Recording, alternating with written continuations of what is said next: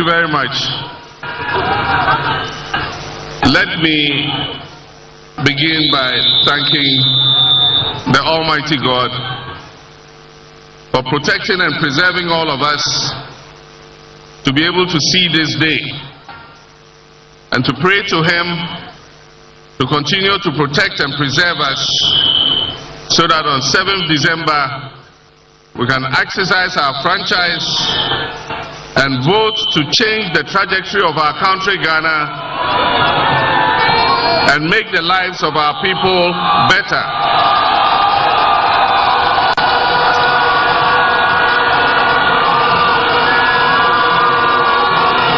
On this occasion, I'd like to thank all our supporters, our sympathizers, our foot soldiers, our activists for the strong work that you do to keep our party strong and vibrant.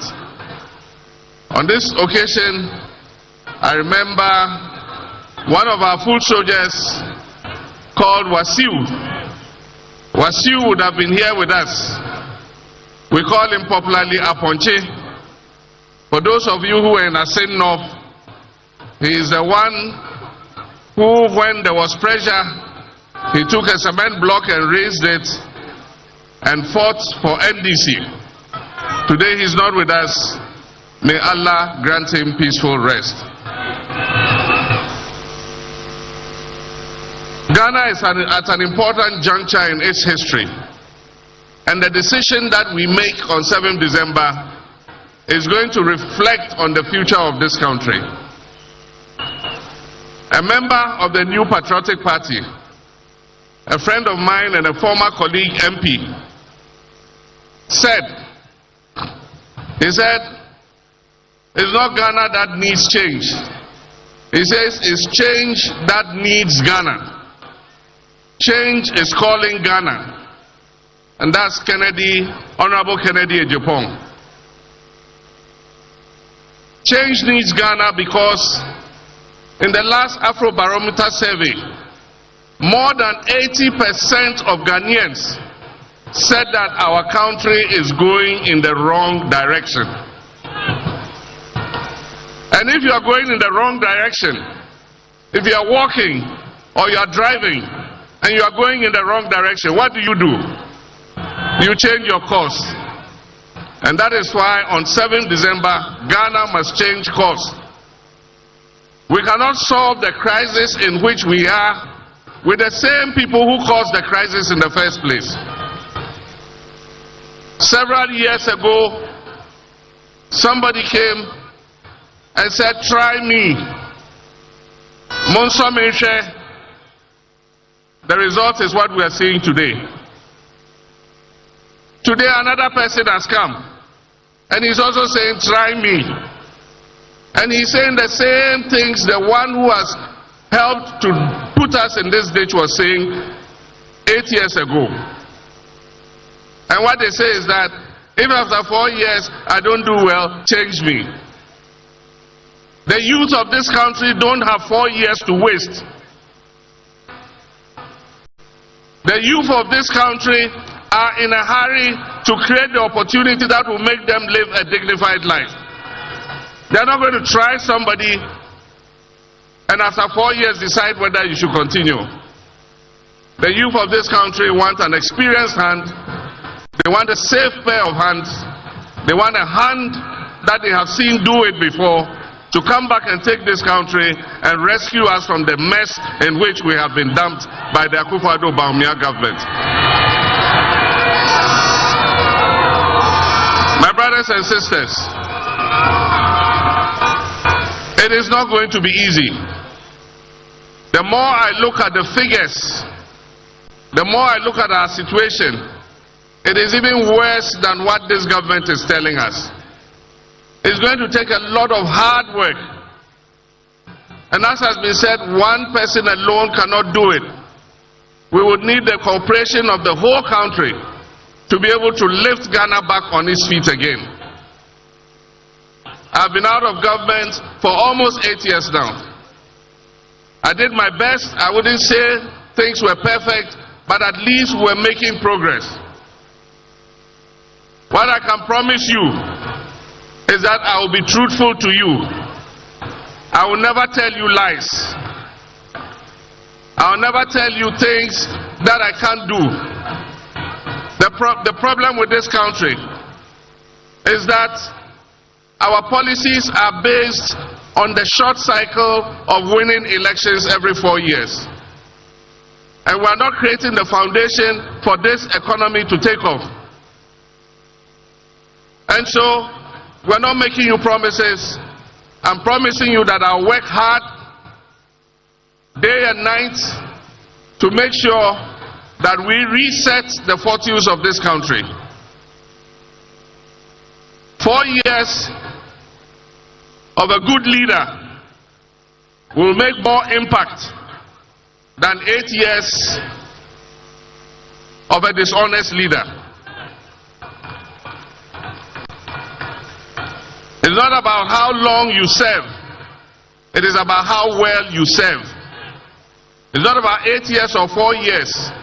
It is about hard work. It is about truth. It is about trust. And it is about doing the things that will create a future for our young people. And that is why the NDC is calling on you on 7th December to do your duty to your God and country so that we can turn this nation around. This government is living in an illusion. They are living in a dream world. They are living in a fantasy world.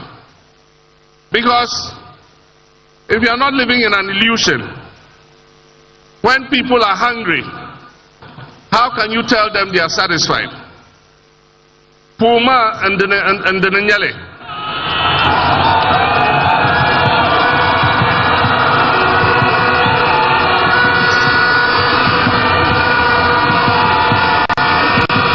And the Nyale. Kakum Malma. Kakanti Yalmana and Teria. Then we can feel the pangs of hunger. And yet this government tells us we are satisfied. And that never in Akufo-Addo's government have people gone hungry. Meanwhile, the statistics clearly show that 8 million of our citizens last year in 2023 went 24 hours without food because they couldn't afford to buy food. Meanwhile, the statistics tell us that almost 2 million of our young people are sitting at home. They are not in school. They are not in education, they are not in training, and they are not in employment. They are just sitting at home idle. And most of them are still living in their parents' houses because they don't have an income to be able to start a life of their own. The statistics tell us that unemployment has risen from just above 8% in 2016 to 14.7%. And yet, they say things have never been this better.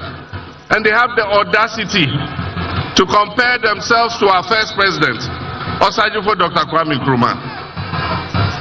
How can you compare this useless government that has led Ghana into such crisis to the government of Kwame Nkrumah?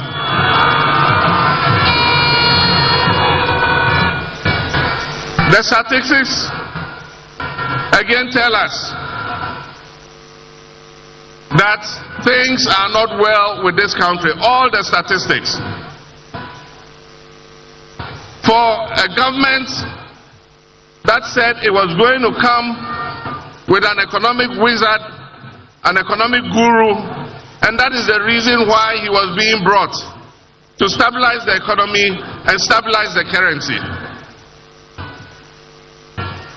To take the cedi from 4 cedis to 16 cedis and tell us that, clap for us, we've done well. If such a government is not living in an illusion, what else is an illusion? For a government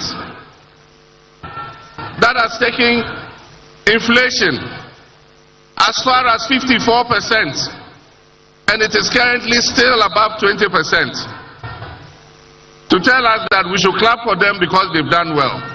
If they are not living in an illusion, then I don't know what an illusion is. But that is the beauty of democracy. It gives us the opportunity every 4 years to make a change. And the time has come for us to make that change. The time has come for us to reset Ghana. And I believe that 4 years is enough to do the reset of Ghana. We will reset this country so that future generations can come and build on that foundation. Our intention is to ameliorate the damage that has been done. We all saw what happened in the banking sector clean-out. The indigenous capital of Ghanaians in our banking sector was wiped away with one very reckless decision. And so today, most of our people who were working in the banking sector for these banks are today unemployed. And I'm sure there are some of them here. Today, some of them are Uber drivers, some are bakers, some are even driving Aboboya and Mahama Kambu. The time has come for us to make a change. And I've said when we come, we will restore for those who unjustifiably had their banking licenses withdrawn, we shall restore their licenses to them.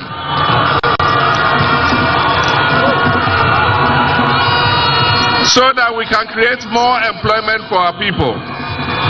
The debt restructuring has given people haircuts, and that's what Nana was talking about. Today, the savings of our middle class has been eroded because of the debt restructuring. Our pensioners, and I'm sure there are some of the pensioners here, your provident fund that you used to buy bonds and other things, in order that when you go on pension, you'll be able to buy your medication and be able to look after yourself. Today, this government has endangered your future. Many might not live long because they cannot afford to buy medicines.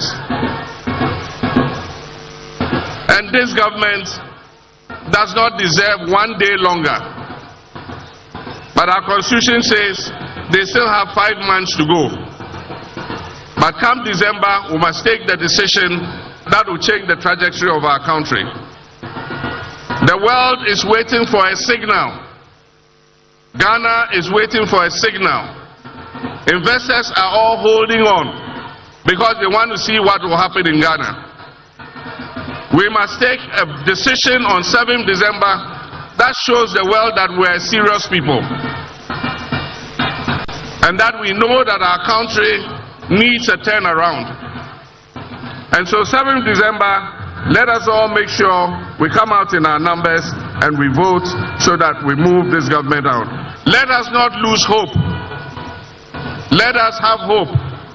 Because I can assure you that the next NDC government is a government that will restore hope and create opportunities for our young people.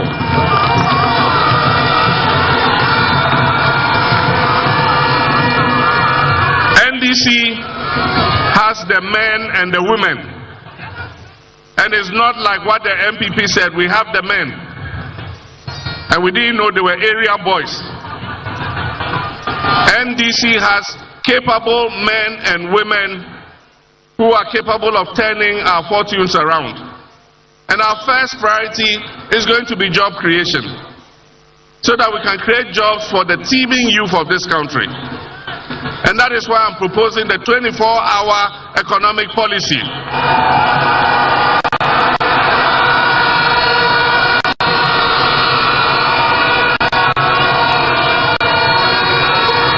The policy is going to be linked with aggressive food production and modernization of our agriculture.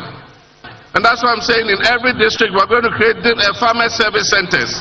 We will bring the tractors, the planters, the plows, the seeds, the fertilizer. And if you're a farmer, you must register with the center. And at the beginning of the farming season, we'll give you all the inputs that you need so that you can produce your crops. And when you have sold your crops, you come back and pay for the inputs that you have been given. The 24-hour economy is going to be linked to an accelerated export development program. We're going to create agro-processing zones, and we're going to create a new class of agribusiness people. And so all you young people will be encouraged to go into agro-processing. You can buy the food of the farmers, you can process it, package it nicely, either for domestic consumption or for export. And there's going to be an accelerated export development program, of which I, the president, will be the chairman, to make sure that we increase the exports of Ghana.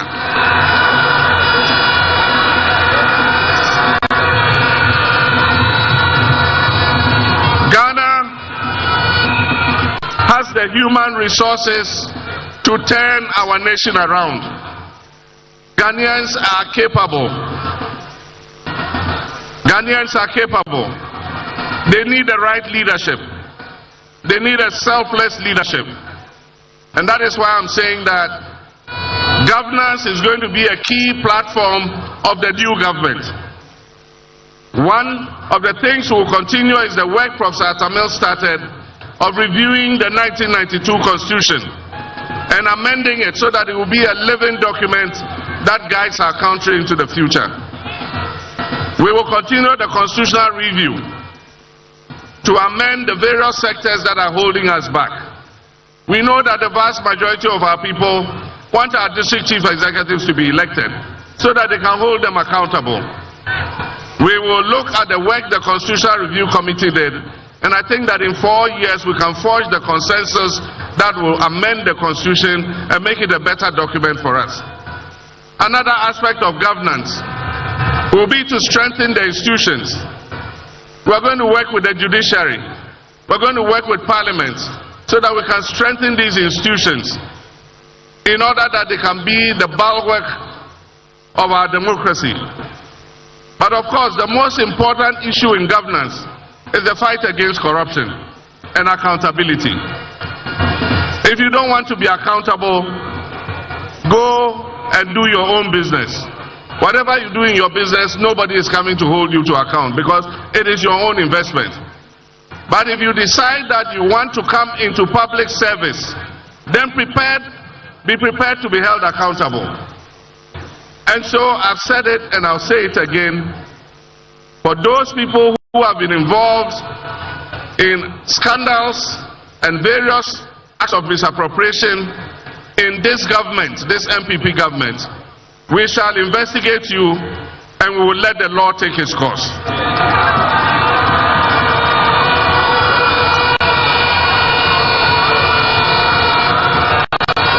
We will hold everybody to account. And if you have abused your public trust, the people of Ghana will exact the sanction that is required. But I serve notice too that our country is at a pivotal point. This is our last opportunity.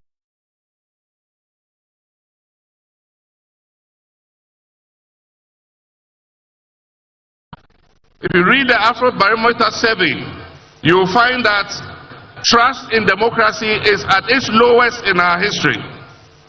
And this is our last opportunity to salvage our democracy.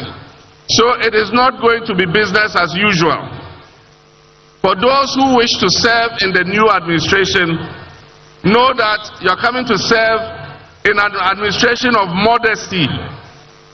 You are coming to serve in an administration of honesty. You are coming to serve in an administration of hard work.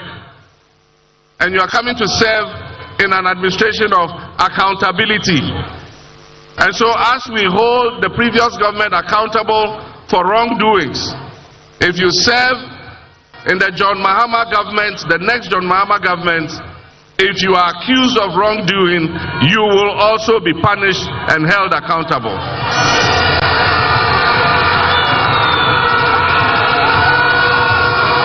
Because it is going to be asked, they say in the Akan language, Aba yadibo techino, enwa en yadibo bang.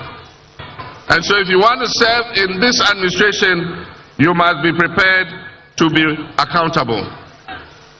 We are going to launch our manifesto next month in August, before the end of August, and we're launching it in Central Region. So Central Region, when you go back, start preparing. We're coming to launch the manifesto.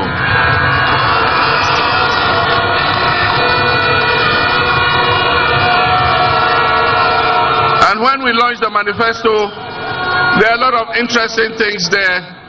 We will spell out the blueprint that we intend to pursue to change the fortunes of our country. But let me just mention a few, and I think Nana did. Our women are the majority of our population. And our women dominate the commerce, trade, agriculture, agro-processing sectors of our economy. And yet sometimes our mothers and our sisters need just 1,000 Ghana cedis to be able to use as capital for their business, and they are not able to get it. And that is why, as Nana said, we're going to set up a National Women's Bank. It is going to have its branches in the markets, in all the places that women do business. Your bank, your women's bank, is going to be there. And it will be responsible for giving you small credit so that you can grow your businesses and be able to look after your families. We know that it is the mothers and the sisters and the women who, when they get a little money, they take it home and look after our children. And so if we empower the women, we're empowering ourselves.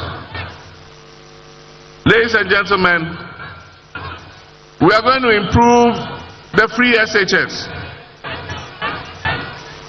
We are going to improve the free SHS. We are going to work hard to remove the obnoxious double track system.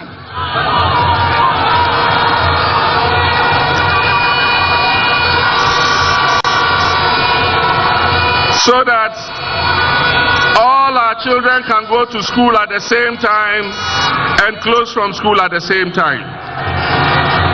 We don't want the situation where our children come home and stay home for 4 months before they go back to school. And so we're going to improve the free SHS. We're going to sit with the teachers and the parents and all the stakeholders, and together we will forge an implementation plan that will make the free SHS better. We're going to improve health care. And in our 2020 manifesto, we talked about the introduction of primary health care. When the manifesto is put out, you will see the provisions that are there for primary health care. We're going to uncap the NHIS. Currently, this government has capped the NHIS and is taking some of the NHIS money into the consolidated fund. And that is why when you go with your NHIS card, the hospitals are reluctant to serve you because they don't refund the claims that they make. So we'll uncap the NHIS so that when you go, you can get good, affordable treatment at our health facilities. Ladies and gentlemen, we'll continue to remove schools under trees. Professor Mills started that program, and we provided good school environment for hundreds of thousands of children. We're going to continue the removal of schools under trees and improve our basic education. For tertiary students, we're going to take a part of your university land. We will sit with your universities, they will carve out a portion of your land. And we're going to work with the private sector to build student hostels so that you will live on campus and not live elsewhere and suffer the danger of traveling to and from home to school. We want our tertiary students to live on campus so that they can stay on campus and learn. There are several instances where students leaving the university and going for accommodation outside the university have either been knocked down by vehicles, attacked by armed robbers, or have found themselves in danger. There are many, many things that we intend to do, but let me just address finally our party. Ladies and gentlemen, this is an election like no other. And if you say you are NDC, then you better get prepared. Everybody is going to volunteer. We're not going to sleep for 48 hours until all the ballots have been counted.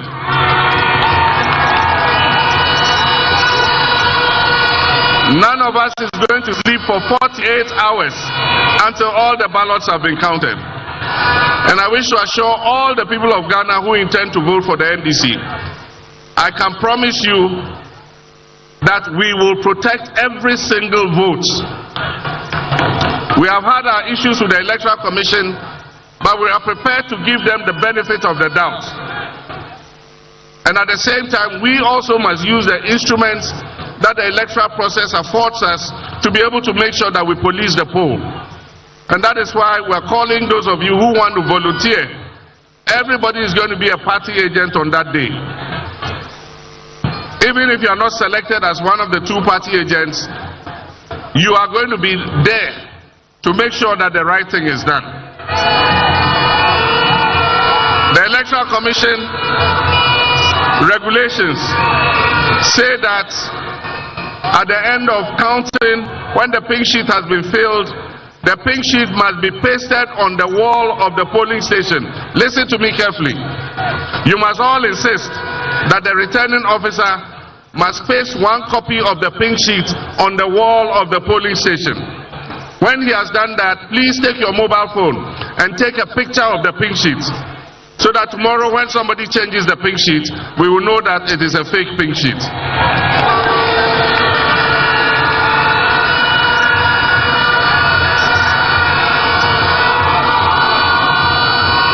Amabia, people TMP ngo de bela yamanle ne jiri susuni ambine teza borla yamanle then we go 7 December to the chance to P enter NDC now ikone inshallah NDC tindi nasara.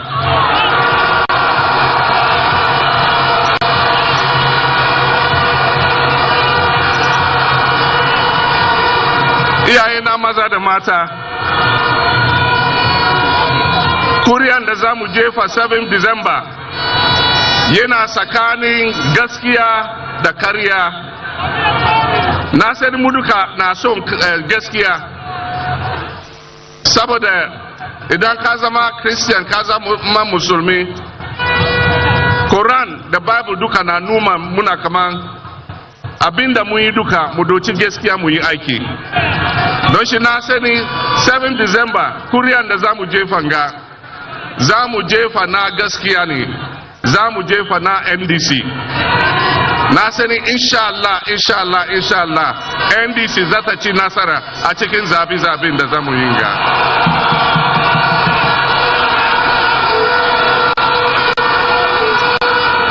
Mini anomu abatu aye betui ejina nokre ene entro yebeyi se nokre nie entro nie eno ho abatu ne ebeto na minim se esumbia obia asumbia se Bible se Quran ni na kire se emre bia yemfa nokre emfa nye ejuma na minim se nyame adawruma nti 7 December bato aye betui nyame adom nti NDC bedin kodim ewa bato no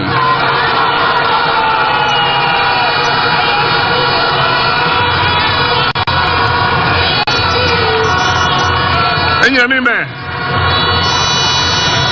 oshikini wabafo 7 December eye anokwale ke amalete ni wofe wosumana anokwale ke Kristo fo jibo ke muslimi jibo wofe Bible ke Quran chon wake wokwe anokwale achu ewo nlake nyumodromo hewo 7 December NDC ba yenkuni ye tikiemi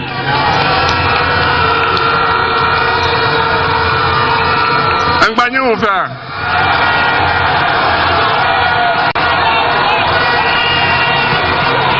Metro Bikeke 7 December konkonwe ankaya antoere kele kasinteng na efe bukonko na yanto anke kenyifene afele kakramo Go for your church. And your Bible, the Quran, being in your phone. Sankma anta kasitation. I'm so in for the inshallah, inshallah. 7 December, Konkongwe Ankai and Toere. NDC, Benji Nasara Kumoto.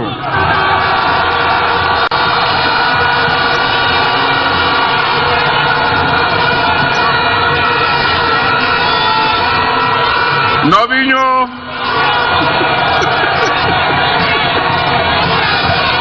Medominami Kata. Mauna Irami.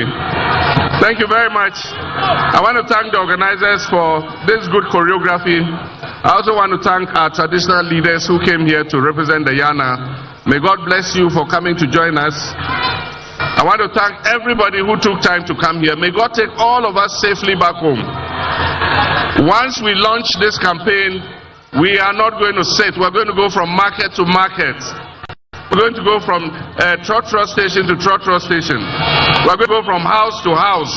We're going to go from shop to shop. Don't wait till the campaign teams come before you come and follow our convoy. Even when we are not there, you must be working. And so on this occasion, we want you all to go home safely.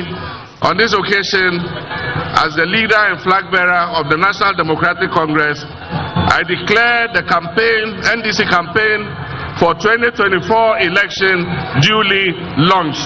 Thank you very much. Akwenami.